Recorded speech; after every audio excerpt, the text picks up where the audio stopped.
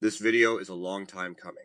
Look, I understand why historians use the term Byzantine to refer to the Romans. I also understand that they are wrong and lazy doing so. There is one aspect I didn't go into, but I'm going to state up front. Greek has always been the language of the Roman East, even during the Republic. Yes, Latin was used in official proceedings, but along with Greek moving into late antiquity. Furthermore, every Roman of means was also educated in Greek. All successful Roman traders also spoke Greek. Hell, in Italy, the entire span of the Western Roman state Greek was still spoken by ethnically Greek Romans of Italia. So the language shift is not strong or even useful in an argument. It factually just is not. I will briefly state one example as food for thought for you, the viewer, to keep in mind. The United States have also undergone similar changes in demographics, ideologies, and though English is dominant, Spanish as a language has always existed in the United States. Only in the Deep South originally was it used at all, and not officially. Then Florida came in, and since then it has been an acceptable language, not official, but in 2 states. Now it is accepted in commerce as an acceptable language. It's not? Go to an ATM, then answer again. That said, is the United States no longer the United States? They were Romans. Here we go. Why the Byzantines of Constantinople are simply Romans. The unbroken chain, Constantinople and the Roman Empire until the Fourth Crusade introduction. The enduring Roman Empire in the East. The question of when the Roman Empire truly ended has long captivated historians and enthusiasts alike.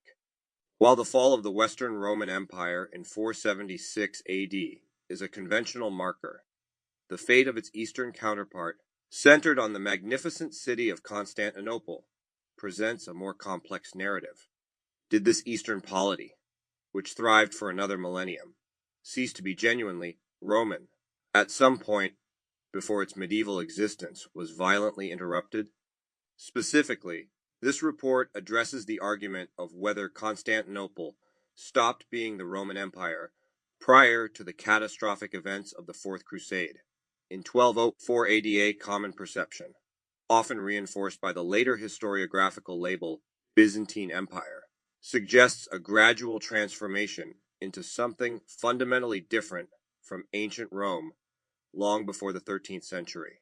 This report contends that, despite profound and undeniable transformations in its dominant language, religious expression, and cultural orientation, the political entity ruled from Constantinople maintained essential institutional, legal, and ideological continuity with the Roman Empire founded by Augustus.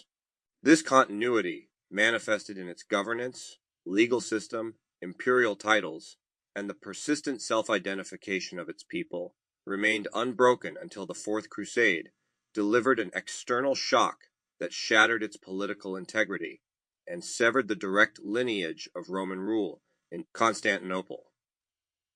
Acknowledging the complexity of this historical trajectory is crucial. The Eastern Roman Empire evolved significantly over the 9 centuries between Constantine the Great's founding of its capital and the arrival of the Fourth Crusade. Its society, culture, and even its territorial extent were far from static. The very term Byzantine requires careful consideration. It was coined by the German historian Hieronymus Wolff in 1557, over a century after the empire's final demise, and only gained widespread currency much later. Wolff introduced the term primarily to distinguish the medieval Greek-speaking empire from the classical Latin-speaking Roman past. However, this terminological separation, popularized in Western Europe during periods when various Western powers were themselves laying claim to the Roman legacy, carried political undertones.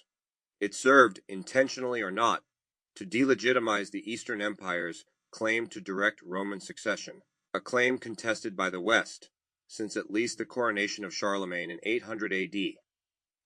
The rivalry between the Ottoman sultans, who claimed the title Kaiser Rum, Caesar of the Romans after 1453, and the Habsburg Holy Roman Emperors further complicated the narrative surrounding Roman legitimacy. Understanding this historiographical context is vital as the label Byzantine itself can obscure the fundamental reality that the empire's inhabitants consistently referred to themselves as Romaioi, Romans, and their state as the Roman Empire, Basileia Romaio, throughout its existence. A sometimes scholarly debate, occasionally not very scholarly one, continues, with historians like George Ostrogorsky, Warren Treadgold, and Anthony Caldelas offering different perspectives on the nature, periodization of this enduring state. Let us examine closer while I share my own biased view. My view is biased. I do lean towards reality rather than elitism. In this case, elitism is nothing more than an excuse to promote illogical political propaganda. In this video, we will navigate these complexities by examining the evidence for continuity.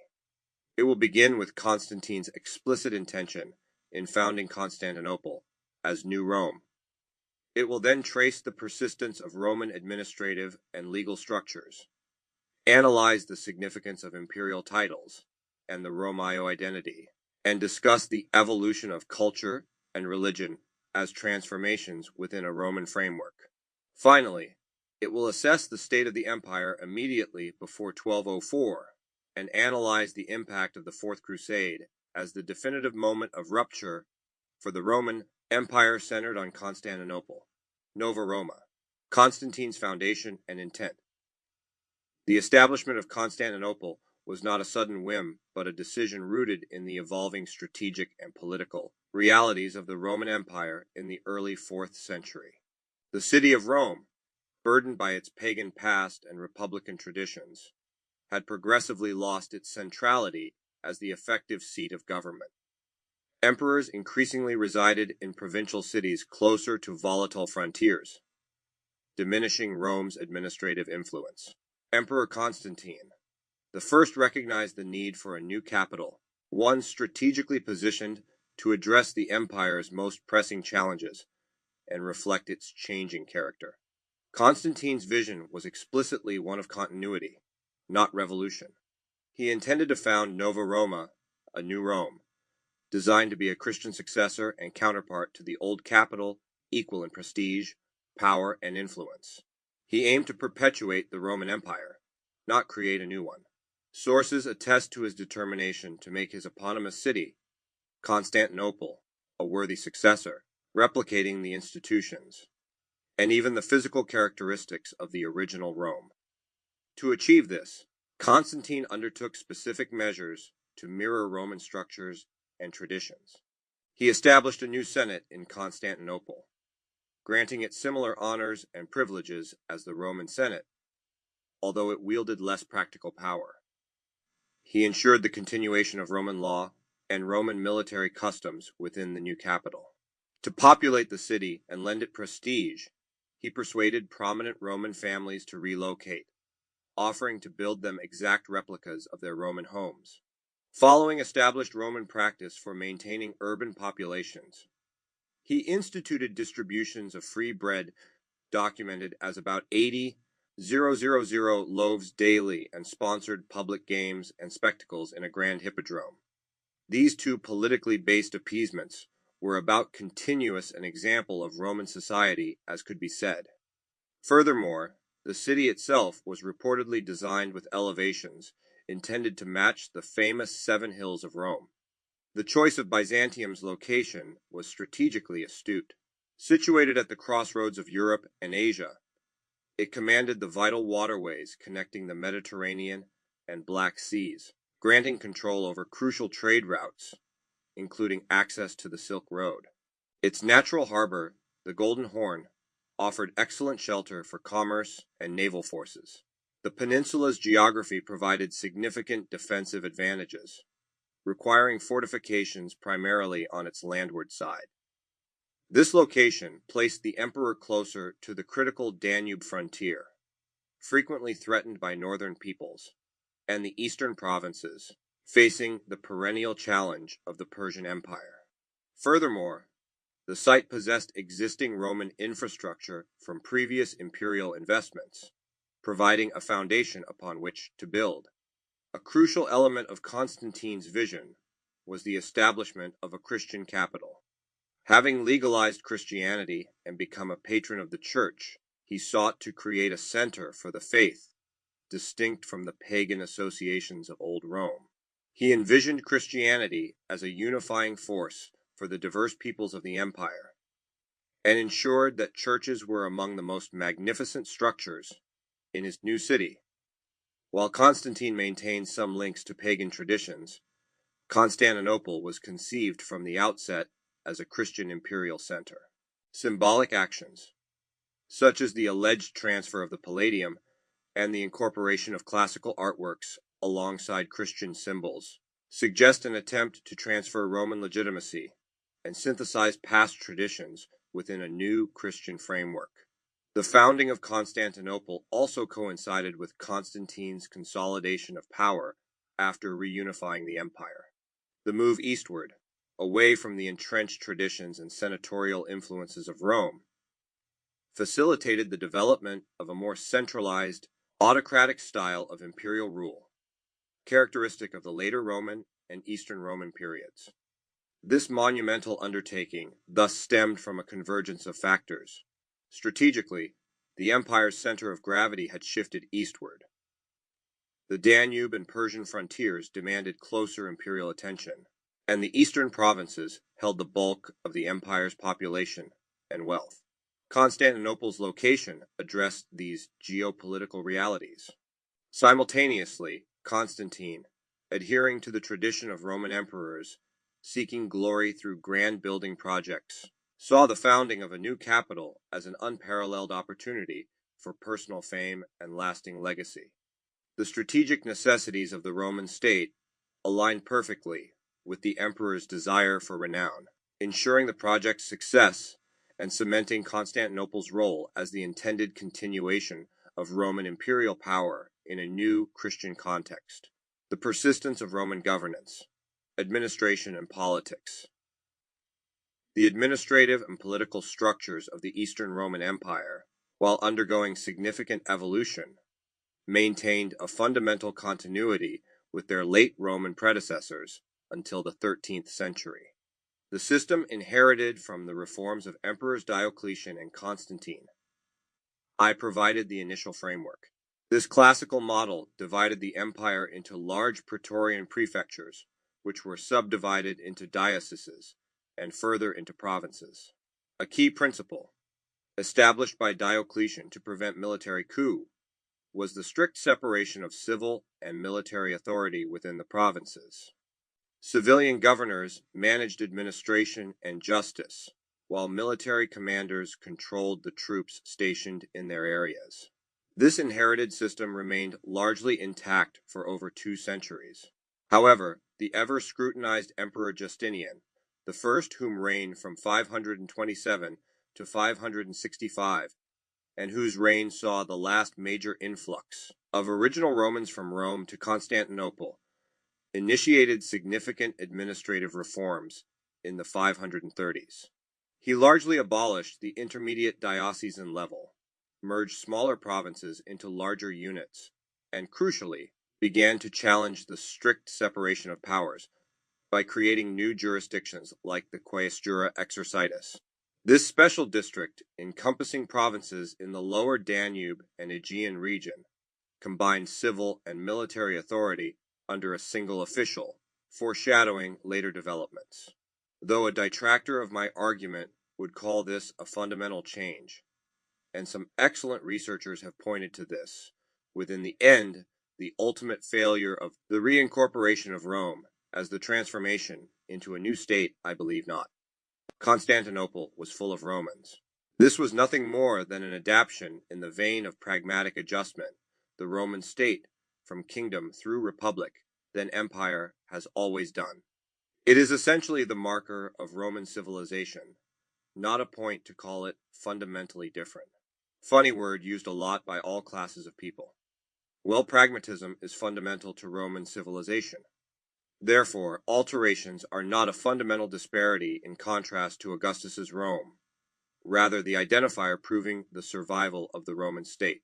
Under Emperor Maurice, this trend continued with the creation of the exarchates of Ravenna and Africa.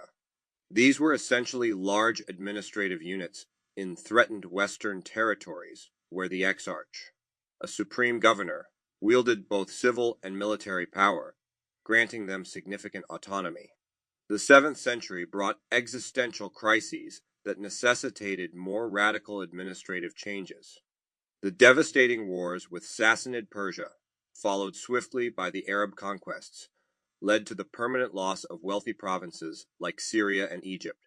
Slavic incursions profoundly altered the demographic landscape of the Balkans. By the mid-7th century, Asia Minor remained the only large contiguous territory securely under imperial control.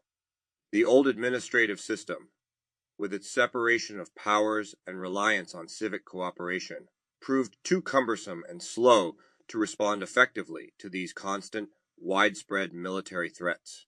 In response, the theme system emerged in Asia Minor between approximately 640 and 660 AD initially. The themes appear to have been military jurisdictions, essentially the geographical areas assigned to the empire's main field armies.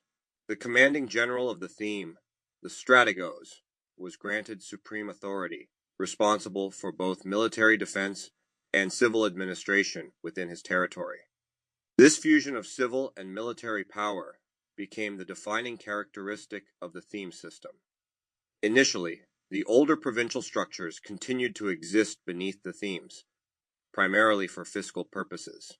However, over time, the themes gradually absorbed all administrative functions, and the last remnants of the old provincial system were abolished by the early 9th century. The internal structure of the themes reflected their military origins, typically being divided into turmai, and further into banda, which served as both military and administrative fiscal units. Alongside the major themes, smaller administrative units existed, such as coastal territories governed by archons, and specialized border districts known as klaisurai.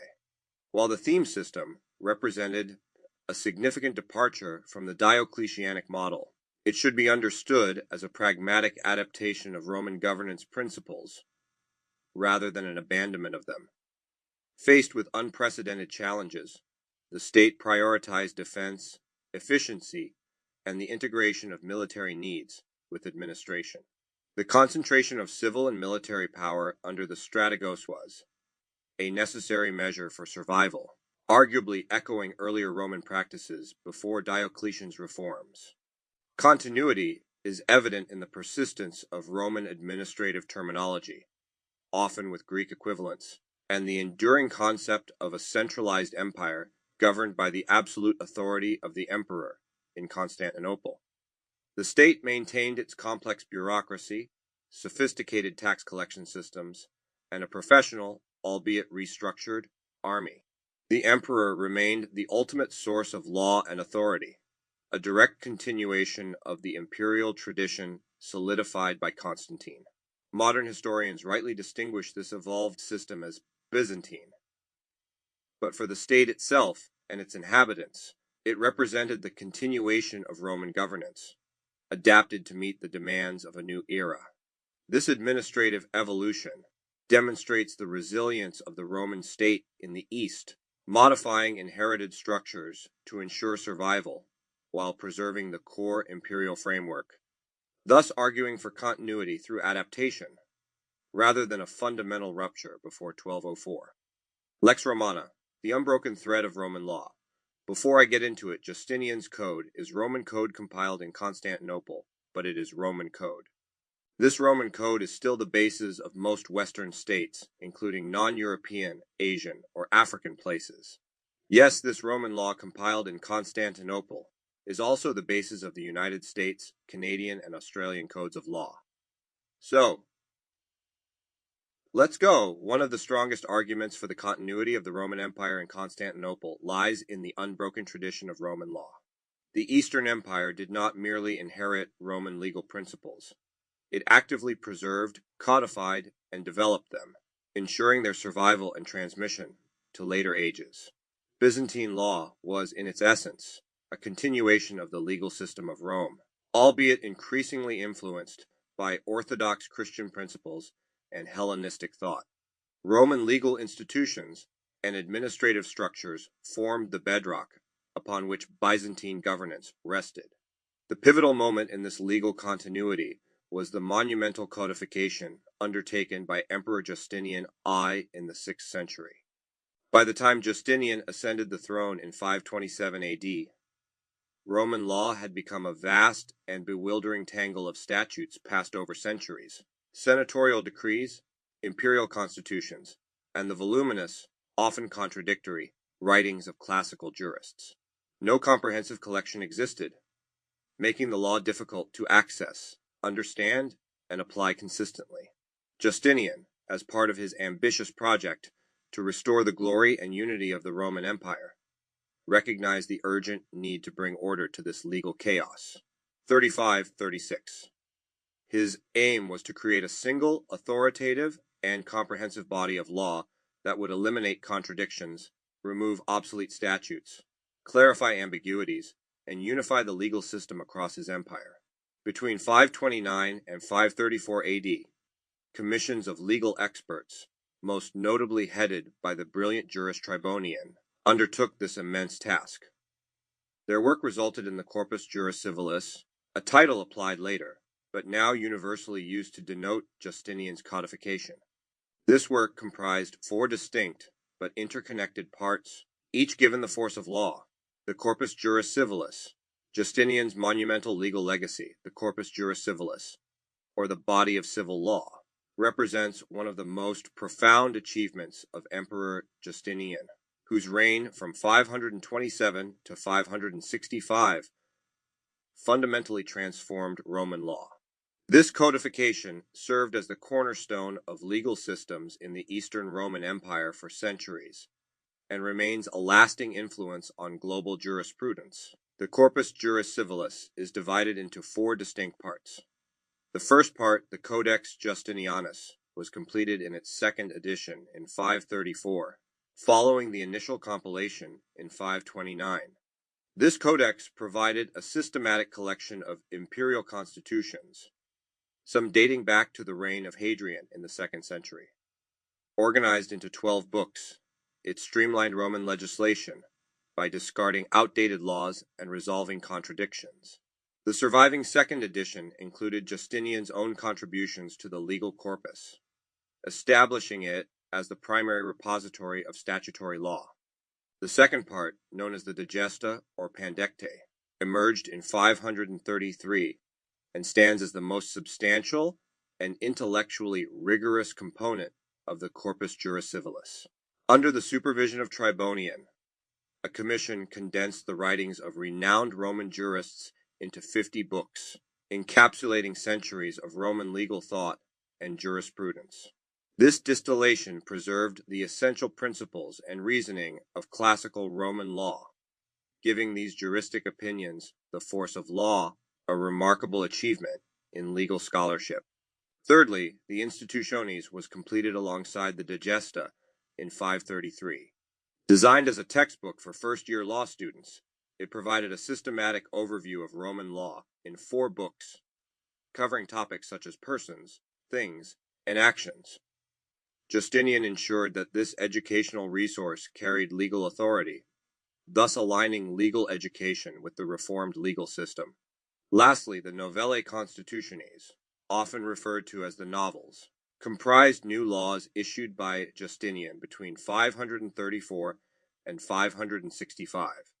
These laws addressed gaps in previous codifications and modified existing provisions.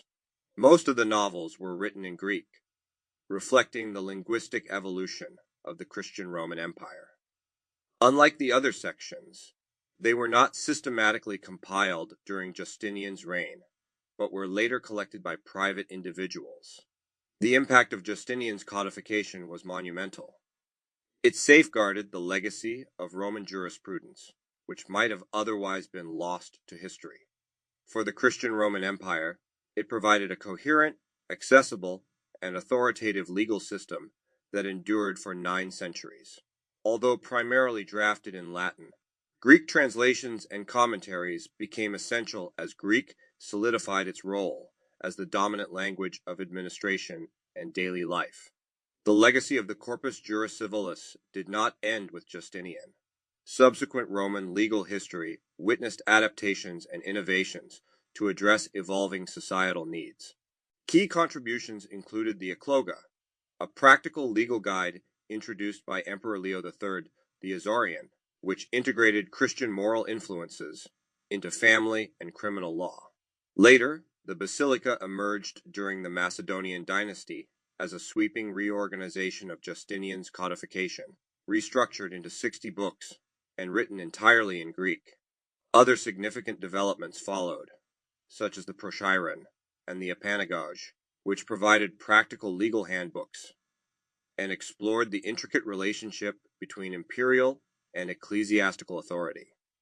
The Hexabiblos, compiled much later in 1345, summarized Roman law for a post-medieval context, influencing legal systems under Ottoman rule and modern Greece.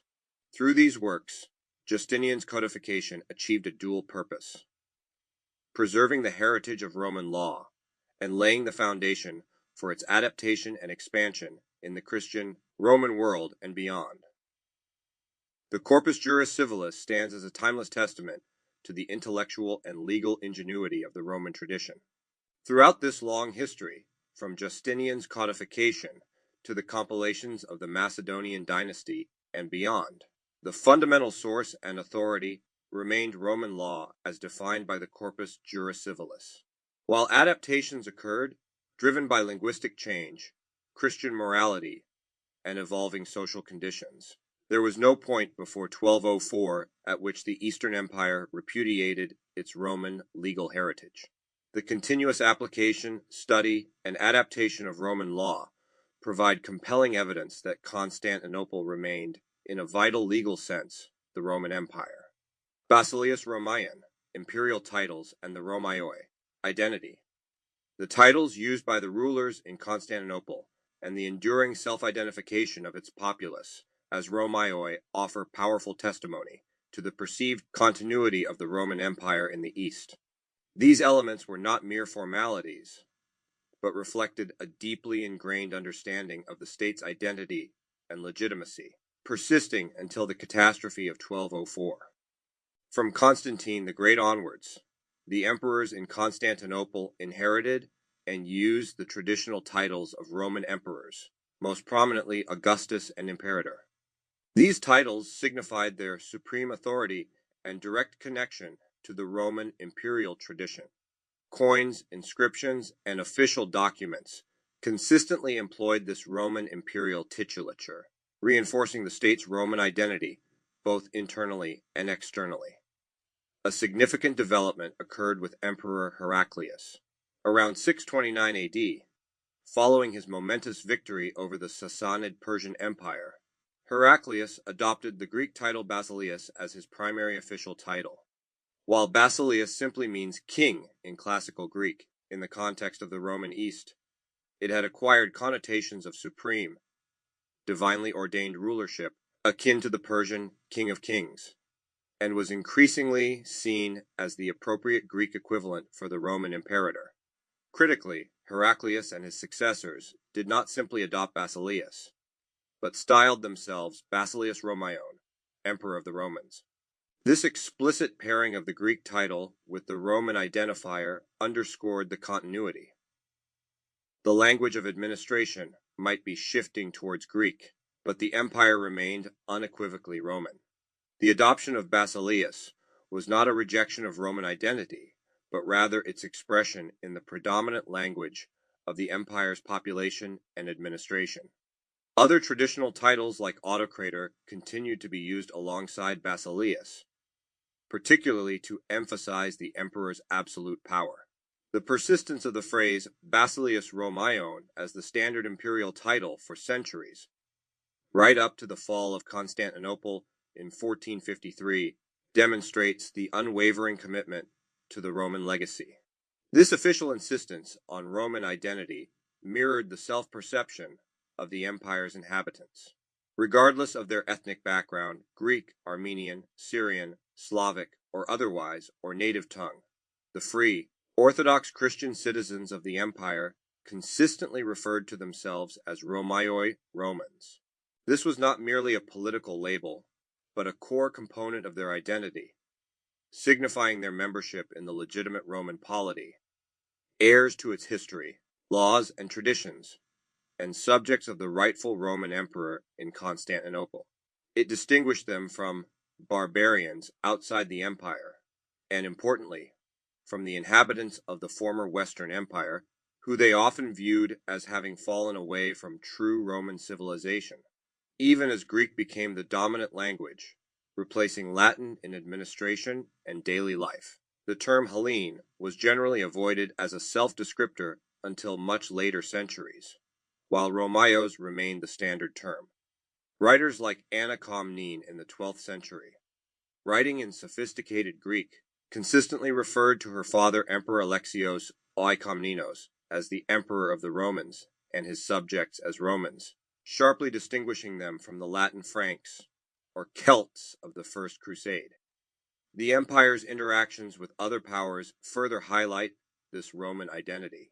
When Charlemagne was crowned emperor in Rome in 800 AD by the Pope, the court in Constantinople viewed it as a usurpation of the legitimate Roman title, which belonged solely to the emperor residing in Constantine's city. This problem of two emperors persisted for centuries, reflecting the Eastern Empire's unwavering belief in its unique status as the sole continuation of the Roman Empire. Similarly, foreign powers, even while contesting its claims or using derogatory terms like Empire of the Greeks, implicitly acknowledged its Roman heritage through diplomatic protocols and the very act of rivalry.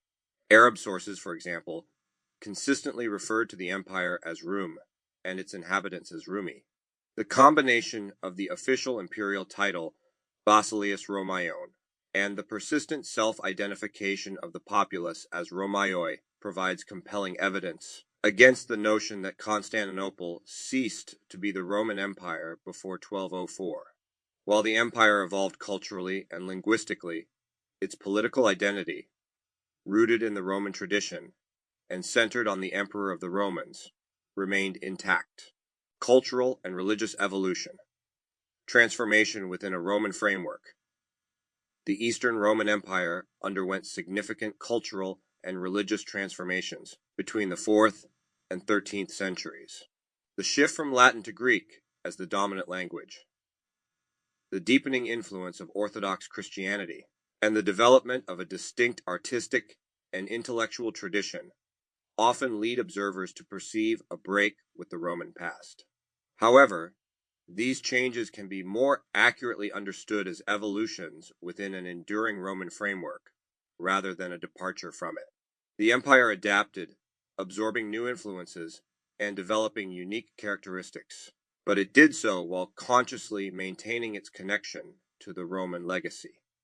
The linguistic shift from Latin to Greek was a gradual process, reflecting the demographic reality of the Eastern Mediterranean, where Greek had been a lingua franca since the Hellenistic period.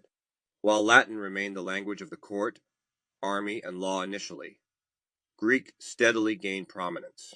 The loss of Latin-speaking Western provinces and the demographic weight of Greek speakers in the remaining core territories, such as Asia Minor, the Balkans, and southern Italy, accelerated this trend.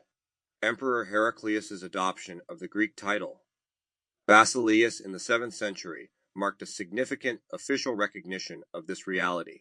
By the 7th century, Greek had become the primary language of administration, literature, and the church. However, this linguistic change did not equate to a rejection of Roman identity. As discussed, the inhabitants continued to call themselves Romaioi. The empire embraced the Hellenic linguistic and intellectual heritage, but integrated it into its Roman political identity. Greek became the language of the Roman Empire in the East, much as Latin had been the language of the unified empire previously. Education continued to emphasize classical Greek literature and rhetoric, viewing it as part of the Romaioi's cultural inheritance. Christianity profoundly shaped the identity and culture of the Eastern Roman Empire. Constantine founded Constantinople as a Christian capital, and successive emperors increasingly saw themselves as God's vicegerents on earth. tasked with defending the Orthodox faith. The integration of church and state, often termed symphonia, became a defining characteristic, although the precise relationship fluctuated and was often marked by tension between emperors and patriarchs. Religious controversies, such as the iconoclast disputes of the 8th and 9th centuries, deeply affected society and politics, demonstrating the centrality of faith. The development of Eastern Orthodox theology, liturgy, monasticism, and iconography gave the empire a distinct religious character, differentiating it from the Latin West, particularly after the Great Schism of 1054, though the finality of this break was not immediately apparent to contemporaries. However, this Christian identity was understood as the fulfillment, not the negation, of the Roman Empire's destiny. The empire saw itself as the protector of the true faith, inheriting Rome's universal mission, but now framed in Christian terms. Roman institutions were adapted to serve Christian purposes. For example, the legal system, while remaining fundamentally Roman as seen in the Basilica, incorporated Christian moral principles, particularly in family and criminal law, evident already in the Ecloga. Imperial ceremony blended Roman traditions with Christian symbolism, emphasizing the emperor's sacred role. Art and architecture, while developing unique styles such as the dome on pendentives seen in Hagia Sophia, intricate mosaics, and icon painting, often drew inspiration from Roman forms and served to glorify both the empire and the Christian faith. Hagia Sophia itself, commissioned by Justinian, stands as a testament to this synthesis, a marvel of Roman engineering dedicated to holy wisdom, embodying the fusion of imperial power and Christian devotion. The cultural synthesis achieved in Constantinople incorporated Hellenic intellectual traditions, Roman political and legal structures, and Orthodox Christianity. This unique blend resulted in a civilization that was distinct from ancient Rome, yet consciously saw itself as its direct heir. Scholars preserved classical Greek texts. Historians consciously modeled their work on classical predecessors like Thucydides and Polybius, while writing about the Roman Empire, and the education system maintained a focus on classical learning. This reverence for the classical past, integrated within a Roman political identity and an Orthodox Christian worldview, characterized the empire's culture up to 1204. The changes were profound, creating a medieval Christian Roman civilization, but they represented adaptation and syncretism within the continuous framework of the Roman Empire, not its termination. The Empire before the storm, state and society circa 1200. By the end of the 12th century, the Roman Empire, centered on Constantinople, presented a complex picture of outward grandeur masking significant internal weaknesses. While still a major power controlling extensive territories and possessing a sophisticated capital, the empire under the Angelos dynasty was grappling with serious political instability, military decline, economic challenges, and growing alienation between the central government and the provinces. Understanding this context is crucial for assessing the impact of the Fourth Crusade. Politically, the Comnenian dynasty had restored much of the empire's strength and prestige after the setbacks of the late 11th century, such as the Battle of Manzikert in 1071. Emperors like Alexios I, John II, and Manuel I reasserted control over much of Anatolia and the Balkans, managed complex relations with the Crusader states, and maintained a powerful navy. However, Manuel I's death in 1180 unleashed a period of intense political turmoil. His young son Alexios II was overthrown by Andronikos Komnenos, whose brutal reign led to his own violent deposition, and the rise of Isaac II Angelos in 1185. The Angeloi period was marked by weak leadership, corruption, extravagant spending, and frequent coups and rebellions. Isaac II was himself overthrown and blinded by his brother Alexios III Angelos in 1195. This endemic political instability weakened central authority and undermined the empire's ability to respond effectively to external threats. Provincial magnates grew more powerful and autonomous, sometimes acting as independent rulers.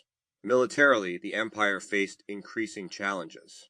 While the Komnenoi had rebuilt the army, relying more heavily on mercenary forces and grants of land to support soldiers, the system came under strain in the late 12th century. The disastrous Battle of Myriokephalon in 1176 against the Seljuk Turks, although not immediately fatal, marked a turning point, halting advances in Anatolia and damaging imperial prestige. Under the Angeloi, military effectiveness declined significantly due to lack of funds, neglect, and internal conflict. The navy, once dominant under Manuel I, was allowed to decay disastrously. By 1203, it was virtually non-existent, a critical factor in the Crusaders' ability to attack Constantinople from the sea. The empire lost control of Bulgaria after a successful rebellion in 1185, creating a hostile state on its Balkan frontier. Serbia also asserted greater independence. Economically, the empire remained wealthy compared to most of Western Europe, with Constantinople as a vibrant hub of international trade. However, the Angeloi regime's profligacy, corruption, and heavy taxation strained resources. More significantly, the extensive trading privileges granted to Italian maritime republics, particularly Venice and Genoa, eroded imperial control over commerce and drained customs revenue away from the treasury. These concessions, initially granted by Alexios I Komnenos in exchange for naval aid, created powerful foreign mercantile communities within Constantinople and other port cities, often leading to friction and resentment among the local population. The massacre of Latins in Constantinople in 1182 under Andronikos reflected this tension, poisoning relations with the West, especially Venice. Socially, the gap between the cosmopolitan, wealthy elite in Constantinople and the increasingly burdened population of the provinces widened. The rise of powerful aristocratic families, who dominated high office and the military, contrasted with the struggles of provincial communities facing heavy taxes and insecurity. The pronoia system, while intended to support the military, contributed to the decentralization of power and the growing influence of the landed aristocracy.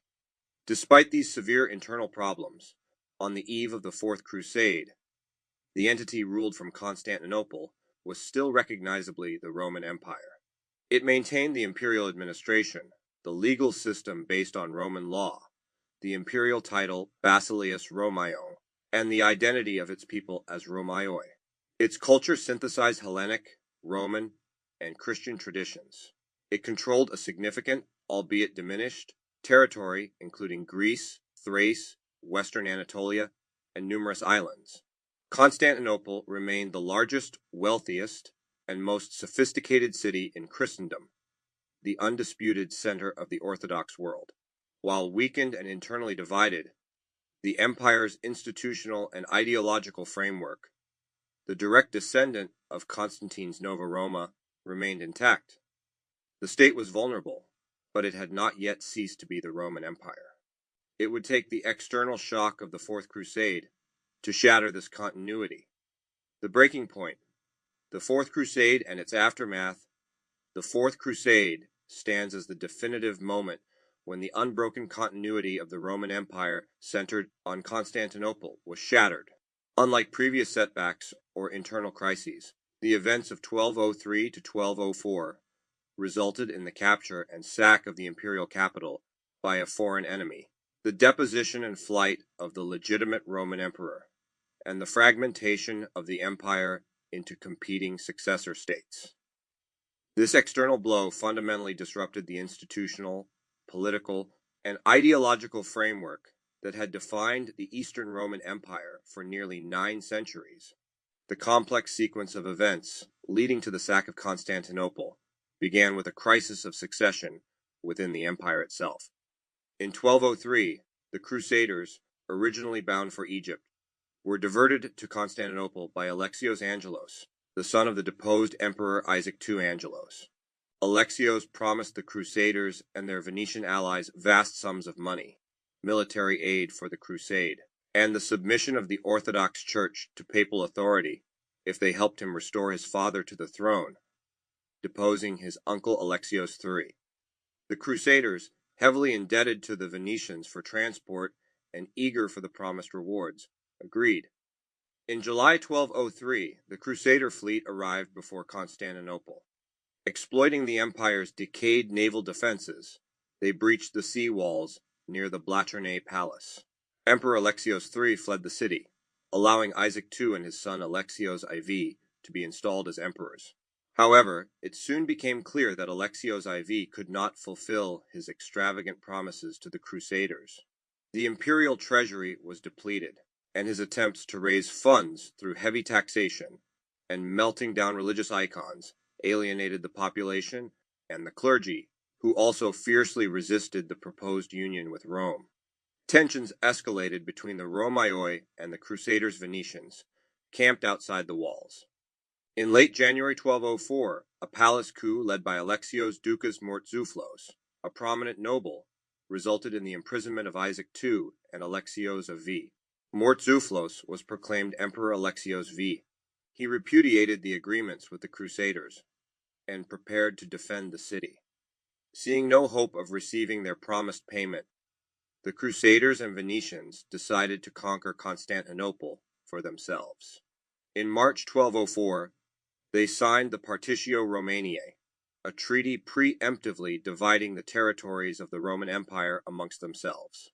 On April 9th, they launched their assault, which initially failed.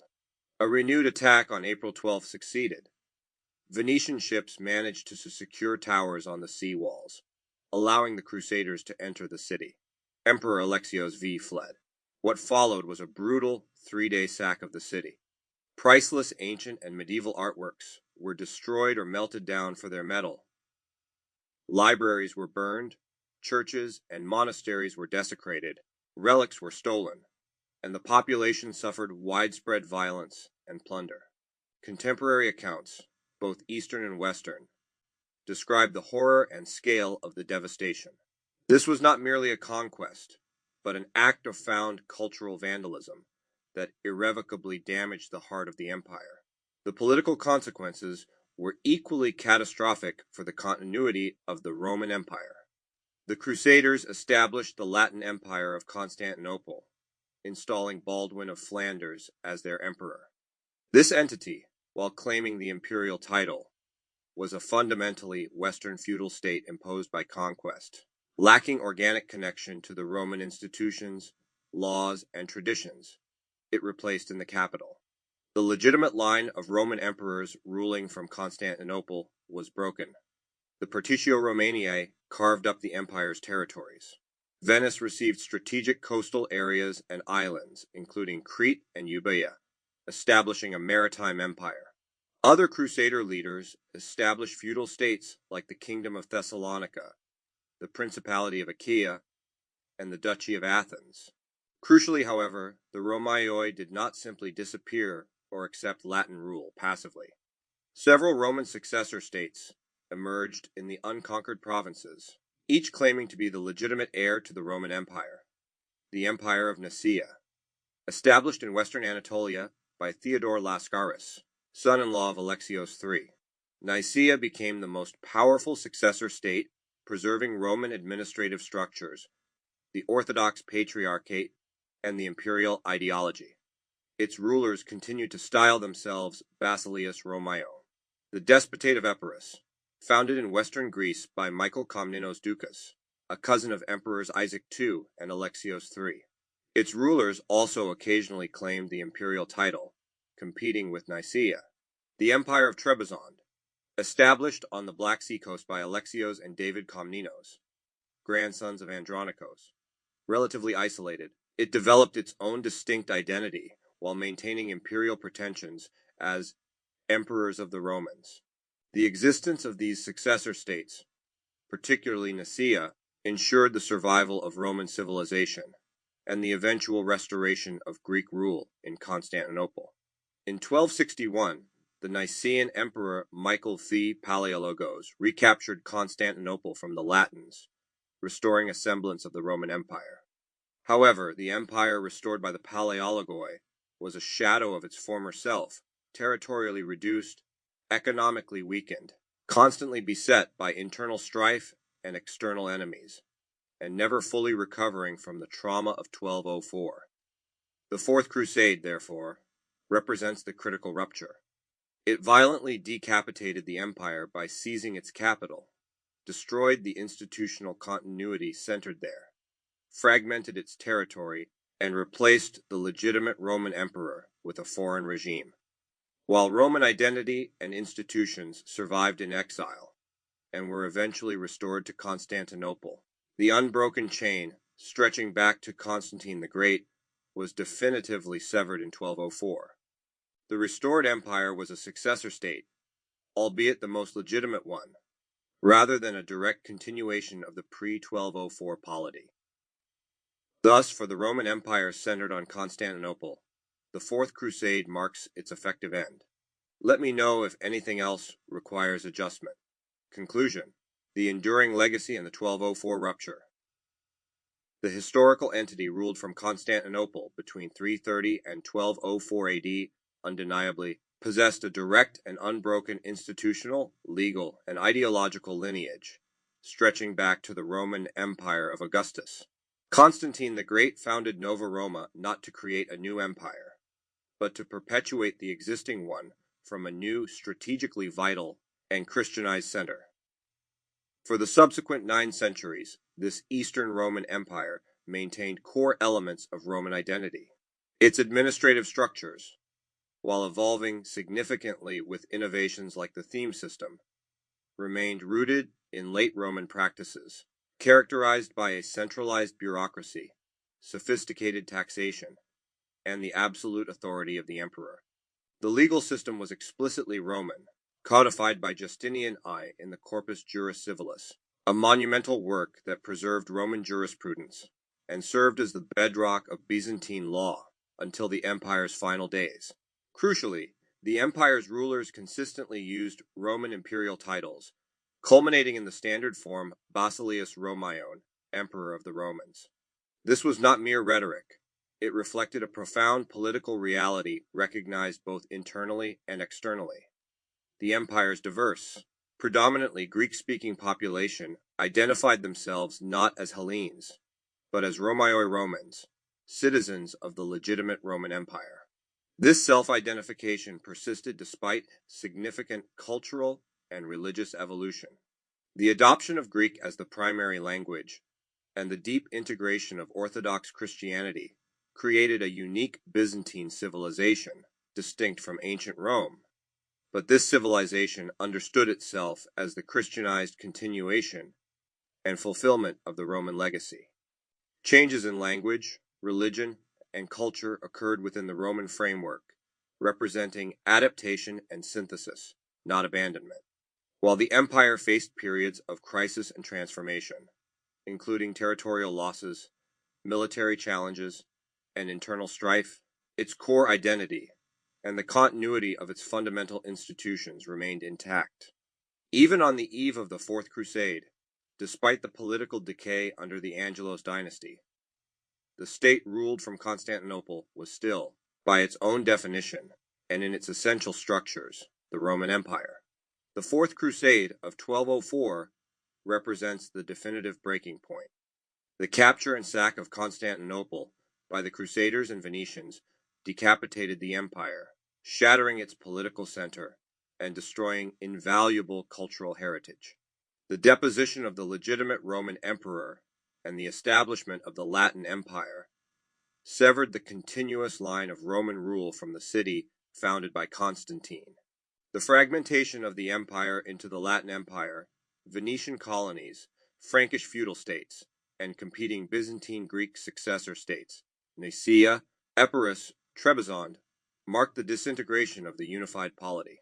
Although the Empire of Nicaea eventually recaptured Constantinople in 1261, restoring a Byzantine emperor to the throne, the revived Paleologan Empire was fundamentally weakened and altered. It was a restoration, a successor state valiantly carrying the Roman title, but it could not fully mend the rupture of 1204. or reclaim the unbroken continuity that had existed before the Crusade. The Fourth Crusade, therefore, stands as the historical moment when the Roman Empire, as a continuously existing political entity centered on Constantinople since 330 AD, effectively came to an end. The legacy endured, the title persisted, and the Romawi identity lived on. But the 9th-century chain of Roman imperial rule in Constantine's city was irrevocably broken.